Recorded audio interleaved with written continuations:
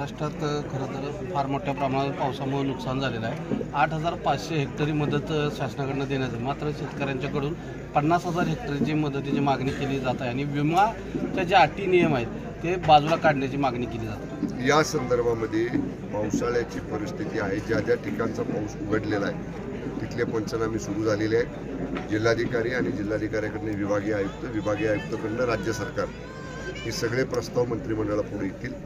आपण जो काही निर्णय मदतीचा घेतलेला आहे तो प्रचलित आत्ताच्या पद्धतीनुसार, नियमानुसार किंवा जे ते धोरण आहे त्यानुसार घेतलेला आहे. जेव्हा अंतिम आकडेवारी महाराष्ट्रातली सगळ्या पुढे येईल, जास्त नुकसान कुठं झालेलं आहे, 100% नुकसान कुठं झालं आहे, 100%च्या पेक्षा कमी नुकसान कुठं झालं आहे,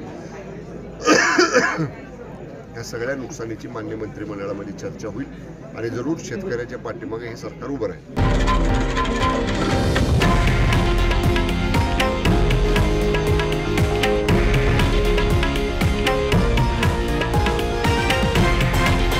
हे आहे देशातील नंबर 1 न्यूज नेटवर्क आणि आपण पाहत आहात TV9 मराठी, एकमेव.